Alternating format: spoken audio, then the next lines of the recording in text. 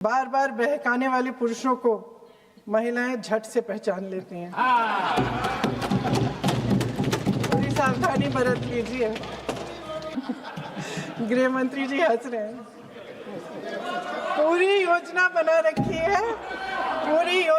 रखी है। चाणक्य आज अगर जिंदा होते तो वो भी चौंक जाते आपकी राजनीतिक कुटिलता पे।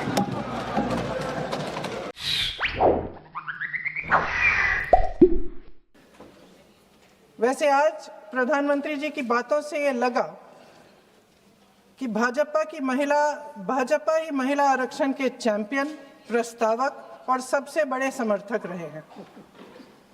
इनके पूरे भाषण में यही बात थी, जबकि ये कह रहे थे कि इन्हें इसका श्रेय नहीं चाहिए। कोई भी महिला आपको बता देगी कि बार बार बहकाने वाले पुरुषों को महिलाएं झट से पहचान लेती हैं। थोड़ी सावधानी बरत लीजिए, पकड़े जाएंगे। आखिर जब 2023 में राहुल जी के पत्र को पढ़ने के कुछ सालों बाद, हाँ, उसके बाद पढ़ लिया।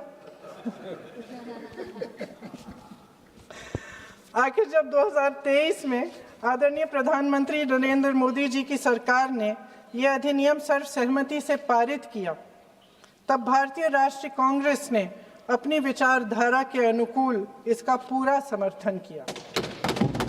आज भी इसमें कोई शक नहीं होना चाहिए कि भारतीय राष्ट्रीय कांग्रेस महिला आरक्षण के पक्ष में डट कर खड़ी है और खड़ी रहेगी। लेकिन अध्यक्ष महोदय, सच्चाई ये है कि आज की चर्चा दरअसल महिला आरक्षण पर है ही नहीं। जो विधेयक के सरकार ने पेश किया है, उसका प्रारूप हमने पढ़ा, उससे पूरी चर्चा ही बदल गई है। उनकी सरकार के इस विधेयक का सार सुनिए। सबसे पहले इसमें लिखा है कि संसद में महिला आरक्षण 2029 तक लागू होना चाहिए। अब सहमत है। फिर कहा गया है कि इसे लागू करने के लिए लोकसभा सदस्यों की संख्या 50% बढ़ानी पड़ेगी। मतलब कि सीटों की संख्या 543 से बढ़कर 850 तक बढ़ाई जाएगी। और इन सीटों को बढ़ाने के लिए एक परिसीमन आयोग बनाया जाएगा, जो 2011 की जनगणना को आधार बनाकर ये कार्य करेगा। ऊपर से इसमें कोई आपत्तिजनक बात नहीं लगती, मगर इसे गहराई से समझा जाए तो इसका असली मकसद उभरता है। वह राजनीति की बू जिसका जिक्र प्रधानमंत्री महोदय ने किया, वह राजनीति की बू इसमें पूरी तरह से घुली हुई है। दरअसल इसी सरकार ने महिला आरक्षण का जो विधेयक सर्वसहमति से 2023 में पारित कराया था, उसमें दो चीजें थी जो इस विधेयक में नहीं है। उसमें लिखा था कि इसे लागू करने से पहले नई जनगणना और परिसीमन कराई जाएगी। अब अचानक क्या हो गया? मन बदल गया। वही सरकार पुराने आंकड़ों के आधार पर क्यों आगे बढ़ना चाह रही है, और इतनी जल्दबाजी क्यों? अध्यक्ष महोदय, ये हमारे देश की सच्चाई है कि प्रतिनिधित्व का सवाल जनसंख्या के सवाल से जुड़ा हुआ है। जब तक जातीय जनगणना नहीं होती, सभी वर्गों को उचित प्रतिनिधित्व नहीं मिल सकता। यह अनिवार्य है।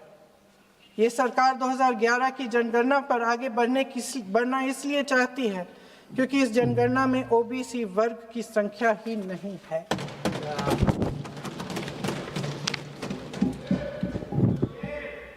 आज प्रधानमंत्री महोदय ने बड़े हल्के में बोल दिया कि इस वर्ग और उस वर्ग के बारे में हम बाद में देख लेंगे। कौन सा इस वर्ग, कौन सा उस वर्ग? ओबीसी वर्ग की बात कर रहे थे कि हम बाद में ही देख लेंगे इसके बारे में। ये हल्के में नहीं लेना चाहिए अध्यक्ष महोदय। एक बहुत बड़ी संख्या है, एक पूरे वर्ग का परिश्रम है, एक पूरे वर्ग का संघर्ष है।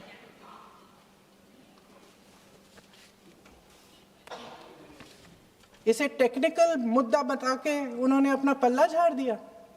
हम इनकी मांग कर रहे हैं, हम इनकी ज़रूरतों को आगे कर रहे हैं, हम कह रहे हैं कि इनको भी अपना हक मिलना चाहिए, और प्रधानमंत्री जी ने उसको एक टेक्निकल मुद्दा बता दिया। हमारे प्रधानमंत्री महोदय किस बात से घबरा रहे हैं? इसी बात से ना कि जब नई जनगणना होगी तो इस ओबीसी वर्ग के असली आंकड़े निकलेंगे और उसमें पता चलेगा कि ये वर्ग कितना मजबूत है, कितना बड़ा है, और उसके हक को कोई नकार नहीं पाएगा। 2011 की जनगणना को परसीमन का आधार बनाकर प्रधानमंत्री जी ओबीसी वर्ग की ये हक छीनना चाहते हैं।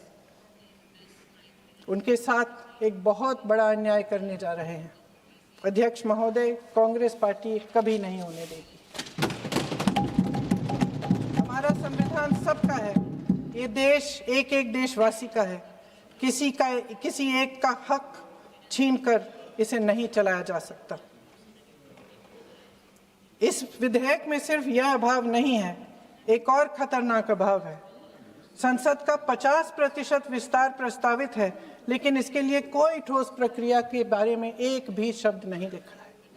आश्चर्य की बात यह है कि इतने बड़े परिवर्तन के नियम क्या होंगे, कैसे किया जाएगा, इसके बारे में पूरे विधेयक में एक भी शब्द नहीं है। महोदय, संसद में भारत के हर प्रदेश की भागीदारी 1971 में निश्चित तौर पर तय की गई थी और इसमें परिवर्तन लाने पर रोक लगाई गई थी, लेकिन इस विधेयक के तहत ये सब बदलने जा रहा है। आदरणीय प्रधानमंत्री महोदय जी और उनके अन्य मंत्रियों के खोखले आश्वासनों के बावजूद यह निश्चित है कि संसद में प्रदेशों के वजन का परिवर्तन किया जाएगा। हमारे लोकतंत्र की व्यवस्था में इतने बड़े परिवर्तन के लिए पूरी प्रक्रिया बनी हुई है, मगर इनकी योजना यही है कि प्रक्रिया को नकारा जाएगा। जिस तरह असम में इन्होंने मनचाहे सीटों को काटा पीटा, विपक्षी दलों के नेताओं की सीटों का विभाजन किया और अपने राजनीतिक फायदे के लिए नई सीमाएं बनाई, उसी तरह ये पूरे देश में इसका मतलब ये है कि परसीमन आयोग में सरकार द्वारा चुने गए 3 जने इस पूरे देश के प्रदेशों का वजूद, देश के लोकतंत्र में उनकी भागीदारी और उनका महत्व तय करेंगे। लोकतंत्र को खत्म करने की शुरुआत तो इस सरकार ने चुनाव आयोग, न्यायपालिका, मीडिया और अन्य संस्थाओं पर अपना पूरा दबाव डालकर शुरू कर ही लिया था, मगर अब लोकतंत्र पर खुला वार होने जा रहा है। अगर ये विधेयक पारित होता है तो समझ लीजिए कि इस देश में लोकतंत्र खत्म हो जाएगा।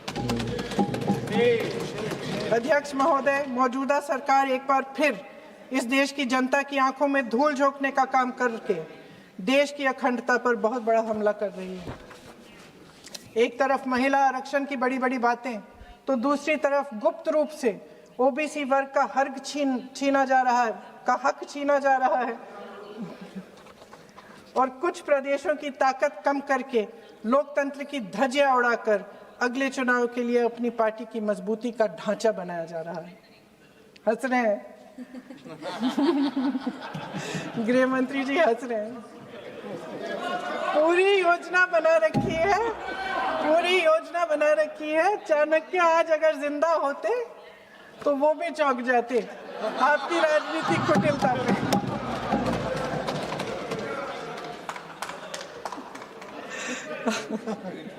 इन्होंने पूरी योजना बना रखी है। हंस रहे हैं, सहमत है मेरी बातों से।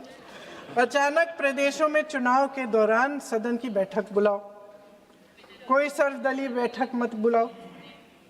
विधेयक का प्रारूप सिर्फ एक दिन पहले सार्वजनिक कर लो ताकि विपक्ष को कोई मौका न मिले कि इस पे चर्चा कर ठीक ढंग से हो।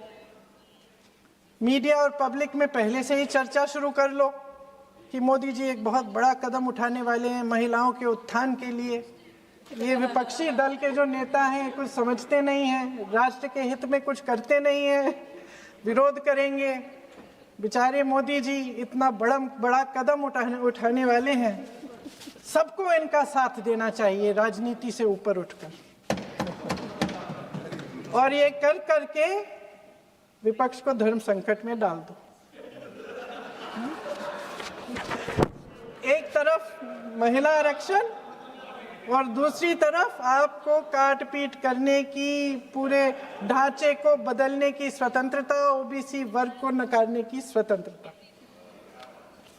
अध्यक्ष महोदय, राजनीति में कुटिल होना अपनी जगह है, शायद हमें और थोड़ा होना भी चाहिए इस तरफ वालों को, लेकिन सत्ता बनाए रखने की महत्वाकांक्षाओं को परे करके देश के हित के लिए सही निर्णय लेना अलग। शायद हम आदरणीय प्रधानमंत्री महोदय जी से आज ये उम्मीद नहीं रख सकते, क्योंकि वह समस्याओं से घिरे हुए हैं, उन पर अंतर्राष्ट्रीय दबाव बहुत है। महिला आरक्षण जैसे ऐतिहासिक कदम को उन्होंने सत्ता को बनाए रखने का एक कमजोर बहाना बना दिया है।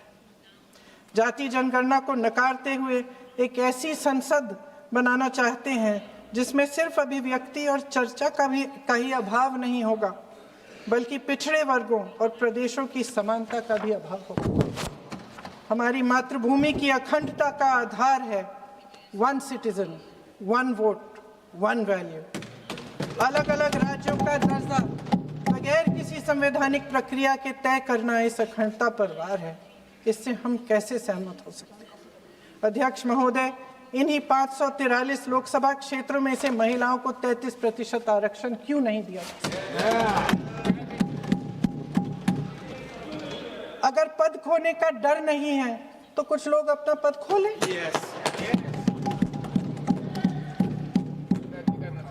इसी में से एससी एसटी का जो दर्जा है, एससी एसटी में महिलाओं का आरक्षण 33% हो जाए, 1/3 आरक्षण हो जाए, ओबीसी का भी उचित आरक्षण हो जाए, आज पारित हो सकता है।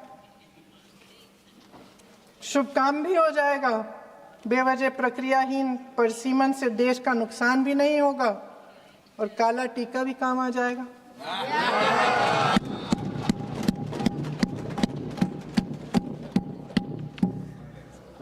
सदन की सर्वसहमति से देश के इतिहास में एक महत्वपूर्ण कदम उठाने पर आदरणीय प्रधानमंत्री महोदय जी का नाम भी लोकतंत्र का गौरवमय पन्नों में लिखा जाएगा। अध्यक्ष महोदय, आज मेरी बहुत सारी बहनें यहाँ बैठी हैं, सदन की चर्चा देख रही हैं। हम चाहे बड़े शहरों में रहती हों या छोटे कस्बों में, गांव में, चाहे पढ़ी लिखी हों, कभी भी सभागृह की गैलरी की चर्चा नहीं करते सदन में। फोटो दिखा रहे हो?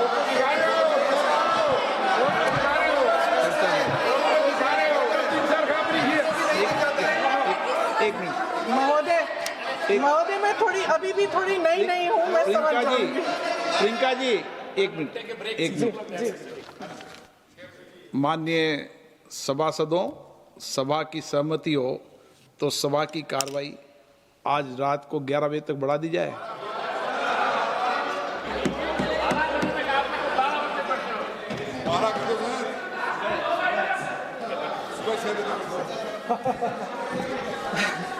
अध्यक्ष महोदय, हम चाहे बड़े शहरों में रहती हों या छोटे कस्बों और गांवों में, चाहे पढ़ी लिखी हों या हमने अवसरों की कमी का सामना किया हो, महिलाएं ही अपने समाज का बोझ अपनी दृढ़ता और मजबूत इच्छा शक्ति से अपने कंधों पर उठाती हैं। हम ही वह अथक कर्म शक्ति हैं जो हमारे राष्ट्र को आगे बढ़ाती हैं। दर्द और तकलीफें सहने की हमारी क्षमता असीम है, लेकिन अध्यक्ष महोदय, आज इस संसद में खड़े हुए मैं खास तौर से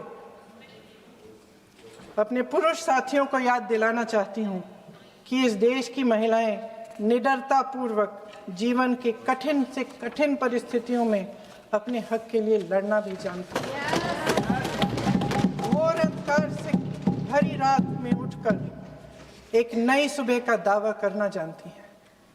इस देश की महिलाएं वे जबरदस्त सामूहिक शक्ति हैं जो इस देश के भविष्य को आकार दे रही हैं।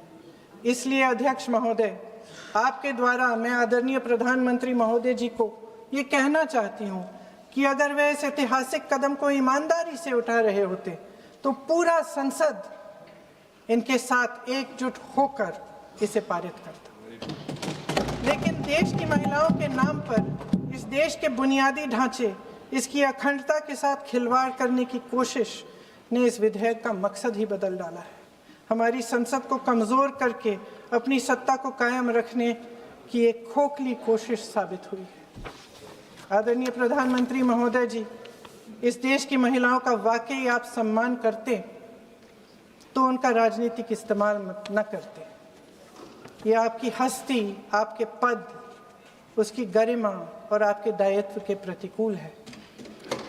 आपने ही कहा था कि भारत की हर नारी का ये हक है, उसका अधिकार है, किसी की मेहरबानी नहीं।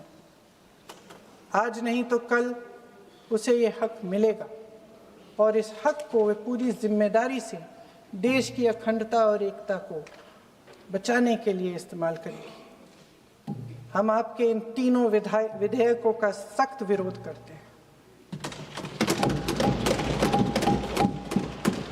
लेकिन अभी भी आप एक ऐसा निर्णय ले सकते हैं जो सर्वसहमति से इस सदन में पारित हो जाएगा और हमारे देश की हर नारी को अपनी असली शक्ति को धारण करने का मौका मिलेगा।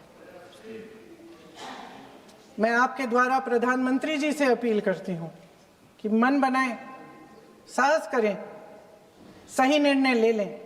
हम सब उनके साथ खड़े रहेंगे। धन्यवाद।